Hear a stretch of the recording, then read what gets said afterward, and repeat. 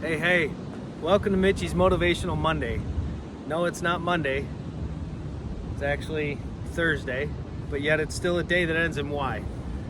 So, I've been struggling making my videos lately, and I apologize for my basic non-existence within that effort that I try to do every week. And I was moved to make a video today, probably because of my surroundings, but yet here I am. So hopefully you guys can hear this okay and you enjoy the backdrop while I'm doing it. But today's message I wanted to talk about communication. You know, many of us in school, and whether it was high school or college or whatever, we learned about communication, but the reality is we only learned certain things about it. The thing with communication is you have to have two parties to communicate with one another. You have to have one that's willing to speak freely and speak openly, and you have to have one party that's willing to accept and to not so much accept, but willing to hear, willing to listen, and actively participate in that communication. And one of the things that we fall prey to in our relationships is losing what it is and what it means to communicate with one another. Communication is such a powerful thing, and without it, when you stop communicating with your partner, when you stop communicating with your friends, whether it's a relationship, whatever it is, when the communication stops, things tend to suffocate, things tend to fall apart. And the reason is because you're not communicating. You're not talking about what's bothering you. You're not talking about, what's picking you up. You're not sharing the positive things as well as the negative things with your partner. And that's a big thing. Communication isn't only to describe or to communicate to another your displeasure. No, it's about communicating how you feel. So why do we only tend to focus our communication on the negative? Why do we only tend to focus our communication on the criticalness of what it is that our partner has done, instead of rounding that all off with positive reinforcement and positive things that our partner has done, and things that they do to lift us up, things that they do to make us feel better about ourselves or to feel better about our relationship. Relationships are very tricky, and if we don't keep that communication as a flow, we don't center our relationship and base everything off of that communication, then our relationship isn't going to make it. It's just plain and simple. We have to communicate with one another. We have to tell each other what makes us feel good. We can't expect that person to know what makes us feel good if we don't share that what they're doing is making us feel good. And the same thing with the opposite. We can't expect that person to understand that what they're doing is negatively affecting us if it's just our actions and not our vocal. If we're not sharing to them with love and grace and compassion that whatever they're doing or whatever their action is affecting us in a negative way. And being able to communicate that without being condescending, without being critical or overly critical of your partner is a challenge. That's where the difficulty comes in communication. To be able to communicate something with another person without having them become defensive. Becoming defensive is really easy to do based on how words are spoken to you, based on what's communicated to you and how it's put in front of you.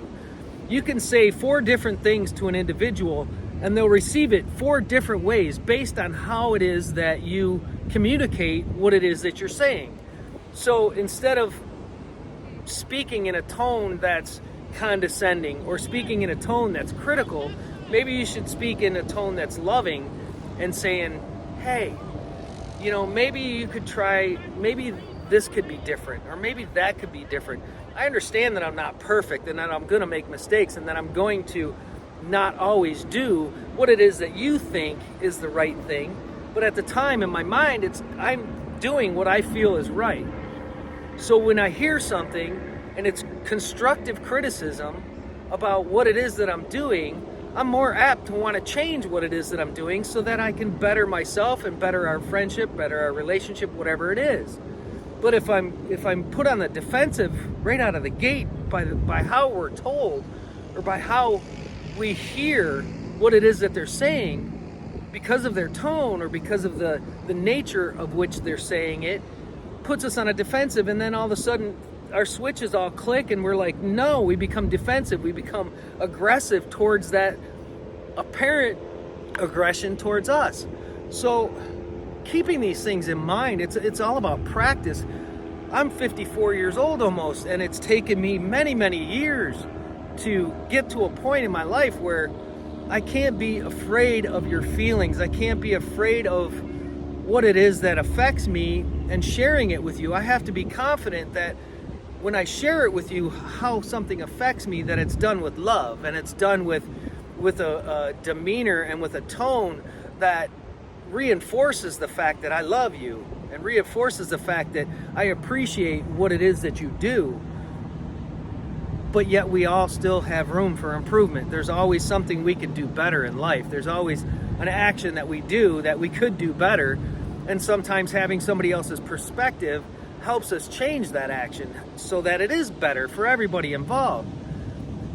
So I'm speaking a lot on this because a friend of mine's in a situation, and even my past relationship, my past marriage, I think ultimately at the end of the day failed because of our inability to know how to communicate with one another and know how to communicate our happiness as well as our displeasure with what it was the other was doing, or how it was the other was acting, or the perceptions that we see.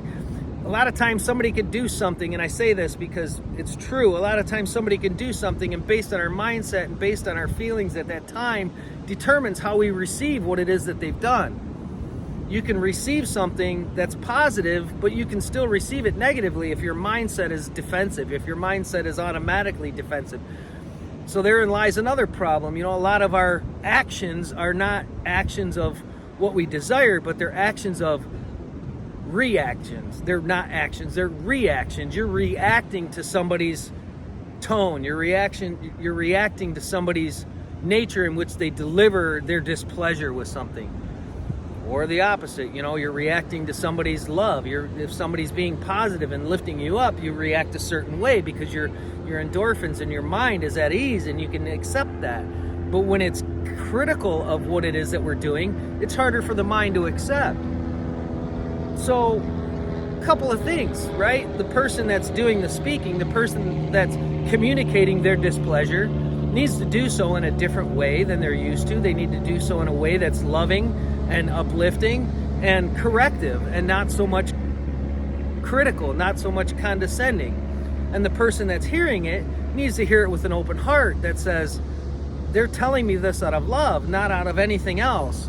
And so I need to hear what they're telling me and be able to communicate back to them why or how or what my thoughts were at the time, and contemplate what it is that they're telling me and be able to adjust. Life's all about adjusting. We adapt, we change, we adjust to the situations because that's what we need to do. There is no set way to anything in life. There just isn't. There's many roads, many paths to the top of the mountain, as my brother Clint Westwood would say. And he's right. There's many ways to the top of the mountain. There's many ways to your destination.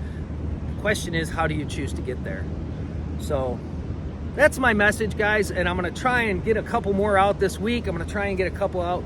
I want to for sure do another one on Monday. I already kind of have a topic in my head on what I want to talk about, but I felt this important, not only for my friend that's been going through his challenges, but also for everybody else that may have issue with communication.